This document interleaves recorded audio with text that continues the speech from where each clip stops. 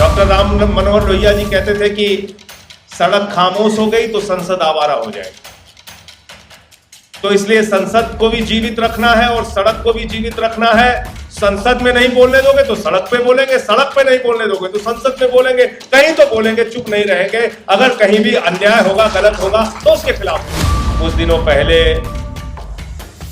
महिला आरक्षण bill pass किया गया संसद के अंदर। हालांकि दुर्भाग्य से मैं उस बहस में नहीं रह पाया और उसमें मोदी जी की कृपा ज्यादा है कि उन्होंने मुझे सस्पेंड करके बाहर रखा हुआ।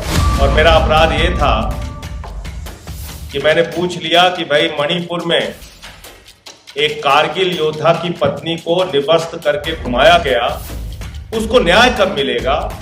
वहां हत्याएं हो रही हैं, लोगों के घर जलाए जा रहे हैं, उसका न्याय कब मिलेगा? जब मैंने ये सवाल संसद में पूछ लिया तो मुझे सस्पेंड करके बाहर कर दिया गया और अभी भी मैं सस्पेंडेड सांसद हूं, मुझे बहाल नहीं किया गया। हम बात करते हैं डिजिटल इंडिया की, हम बात करते हैं भारत बहुत तरक्की कर गया, सब कुछ बहुत अच्छा हो रहा है।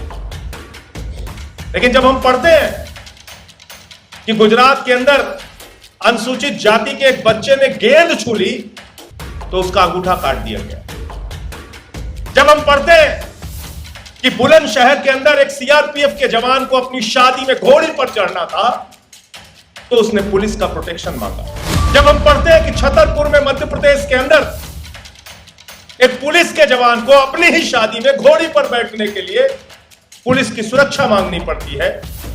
जब हम पढ़ते हैं कि मध्य प्रदेश के अंदर शमशान में अपनी लाश का अंतिम संस्कार करने के लिए अनुसूचित जाति के व्यक्तियों को मना कर दिया जाता है, उनको संघर्ष करना पड़ता है, तब हमें लगता है कि नहीं, अभी भी समाज में गैर बराबरी, भेदभाव मौजूद है और इसके लिए डॉक्टर लोहिया, कर्पूरी ठाकुर और रघु ठाकुर जैसे लोगों की समाज में जरूरत है लड़ाई लड़ने की, संघर्ष करने की। जब हमने देखा कि बीजेपी का एक नेता मध्य प्रदेश के अंदर एक आदिवासी युवक के ऊपर पेशाब कर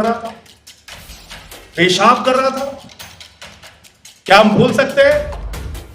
कर्नाटक के अंदर संसद में उठाने वाले हमारे चहेते सांसद श्री संजय सिंह जी से मैं आग्रह करूंगा कि आइए।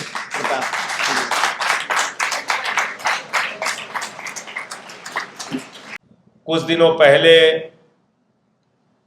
महिला आरक्षण बिल पास किया गया संसद के अंदर।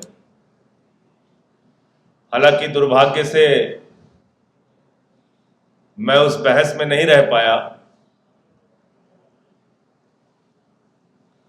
और उसमें मोदी जी की कृपा ज्यादा है कि उन्होंने मुझे सस्पेंड करके बाहर रखा हुआ है। और मेरा अपराध ये था कि मैंने पूछ लिया कि भाई मणिपुर में एक कारगिल योद्धा की पत्नी को निवर्स्त करके घुमाया गया, उसको न्याय कब मिलेगा? वहां हत्याएं हो रही हैं, लोगों के घर जलाए जा रहे हैं, उसका न्याय कब मिलेगा? जब मैंने ये सवाल संसद में पूछ लिया तो मुझे सस्पेंड करके बाहर कर दिया गया और अभी भी मैं सस्पेंडेड सांसद हूं, मुझे बहाल नहीं किया गया। और जो नियम के विपरीत है,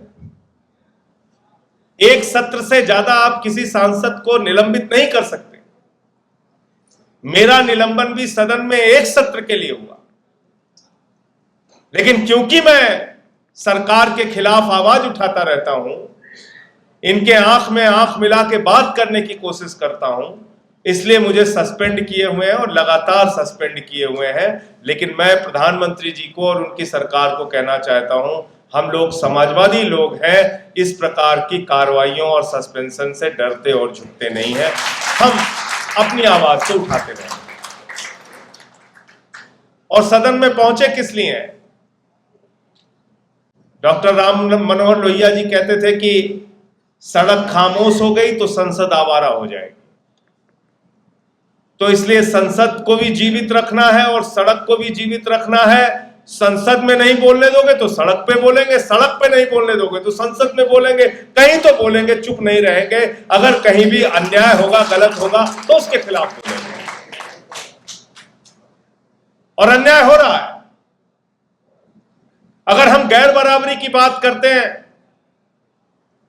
आज हम कर्पूरी जी को याद कर रहे हैं, जिन्होंने समाज के अति पिछड़े वर्ग को आरक्षण देने की पहल की, जिन्होंने समाजवादी सिद्धांतों को बिहार में मुख्यमंत्री के तौर पर लागू करने की कोशिश की, जिन्होंने गैर बराबरी को मिटाने के लिए प्रयास किया, डॉक्टर लोहिया के सिद्धांतों पर चलने का प्रयास किया। अगर उस गैर बराबरी को आप देखेंगे तो आज आजादी के 75 साल के बाद भी गैर बराबरी समाज में मौजूद है, और जब तक गैर बराबरी है तब तक समाजवादियों को उसके खिलाफ लड़ना पड़ेगा, जो समाजवादी धारा में विचार करते हैं, यकीन करें। और गैर बराबरी क्या है?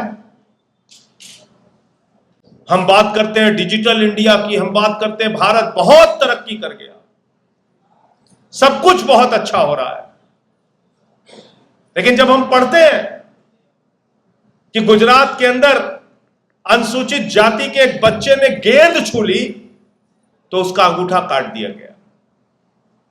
जब हम पढ़ते हैं कि बुलंदशहर के अंदर एक सीआरपीएफ के जवान को अपनी शादी में घोड़ी पर चढ़ना था तो उसने पुलिस का प्रोटेक्शन मांगा। जब हम पढ़ते हैं कि छतरपुर में मध्य प्रदेश के अंदर एक पुलिस के जवान को अपनी ही शादी में घोड़ी पर बैठने के लिए पुलिस की सुरक्षा मांगनी पड़ती है, जब हम पढ़ते हैं कि मध्य प्रदेश के अंदर शमशान में अपनी लाश का अंतिम संस्कार करने के लिए अनुसूचित जाति के व्यक्तियों को मना कर दिया जाता है, उनको संघर्ष करना पड़ता है, तब हमें लगता है कि नहीं, अभी भी समाज में गैर बराबरी, भेदभाव मौजूद है, और इसके लिए डॉक्टर लोहिया, कर्पूरी ठाकुर और रघु ठाकुर जैसे लोगों की समाज में जरूरत है लड़ाई लड़ने की, संघर्ष करने की। क्या हम भूल सकते हैं वो दृश्य? क्या हमें लगता है कि ये हमने कोई मानवता का दृश्य देखा? जब हमने देखा कि बीजेपी का एक नेता मध्य प्रदेश के अंदर एक आदिवासी युवक के ऊपर पेशाब कर रहा था, क्या हम भूल सकते हैं? कर्नाटक के अंदर एक अनुसूचित जाति के भारतीय जनता पार्टी के सांसद को, बीजेपी के सांसद को, मैंने पार्लियामेंट में सवाल उठाया था, बीजेपी के सांसद को एक गांव में अपने ही निधि से बनाए गए सड़क का उद्घाटन नहीं करने दिया गया। ये आजादी के 75 साल के बाद हो रहा है, क्योंकि वो अनुसूचित जाति का था और वहां बीजेपी की सरकार थी। तो इसलिए कर्पूरी ठाकुर जी ने जो लड़ाई गैर बराबरी के खिलाफ लड़ी, समाज के अति पिछड़े वर्ग के लोगों को आरक्षण देने का काम किया, उसकी पहल की। मैं समझता हूं आरक्षण पे हल्ला मचाने वाले लोगों को यह जानना जरूरी है कि इतना आरक्षण देने के बावजूद आज भी 57% अपर कास्ट के लोग सरकारी नौकरियों में हैं और बाकी में SC, ST और OBC के लोग। हल्ला आप मचा सकते हैं राजनीतिक कारणों से, लेकिन अगर सबके साथ न्याय नहीं करोगे और ये सोचोगे कि हम अपर कास्ट के हैं तो हम ही सारी जगहों पे बैठे रहेंगे। आज पंडित रामकिशन जी यहां पर है, जनेश्वर मिश्रा जी थे, डॉक्टर राम मनोहर लोहिया थे।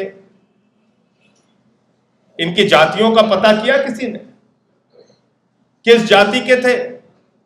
सवर्ण जाति से होने के बावजूद समाज के पिछड़े और वंचित शोषित लोगों के लिए लड़ाई लड़ने का काम करते थे। मैं समझता हूं यह सोच हमें अपने अंदर पैदा करनी चाहिए। मैं छत्री के घर में मैंने जन्म लिया, तो कहां से मुझे सर्टिफिकेट मिल गया इस बात का कि मैं सबके ऊपर अन्याय करता फिरूं? किसी ने ब्राह्मण के घर में जन्म लिया, तो कहां से उसको प्रमाण पत्र मिल गया कि वो दूसरे के साथ भेदभाव करे?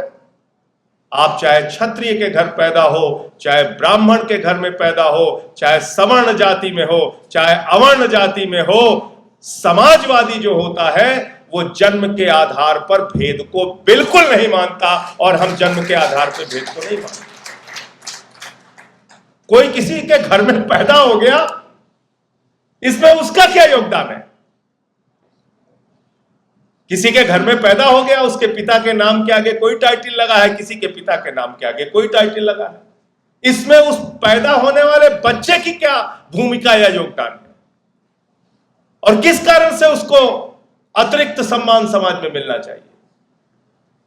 अगर हम गैर बराबरी को मिटाने की बात करते हैं तो सबसे पहले समाज के तथाकथित अपने आप को उच्च वर्ग के कहने वाले लोगों को इसके लिए पहल करनी पड़ेगी, उसी तरीके से जैसे डॉक्टर राम मनोहर लोहिया ने की थी। और समाज में भेदभाव कैसे मिटाया जाए, इसके लिए काम करना पड़ेगा। समाजवादी आंदोलन में बहुत सारे पुराने नेता मिलते हैं, सवर्ण समाज से थे, अपर कास्ट से थे। उन्होंने डॉक्टर लोहिया के जाति तोड़ो आंदोलन में हिस्सा लिया, सहभोज का आयोजन कराते थे। कब तक चलेगी समाज के अंदर ये बुराइयां? अगर इन बुराइयों को मिटाना है, अगर समाज को वास्तव में अगर भारत को, हिंदुस्तान को आगे लेके जाना है, तो हमको जो जाति व्यवस्था के कारण, सामाजिक व्यवस्था के कारण हजारों वर्षों से जो पिछड़े हुए लोग हैं, वंचित समाज के लोग हैं, जिनके अधिकारों को मारा गया है, उनको खुद से पहल करके आगे करना होगा। तब सही मायने में समाजवाद की स्थापना होगी।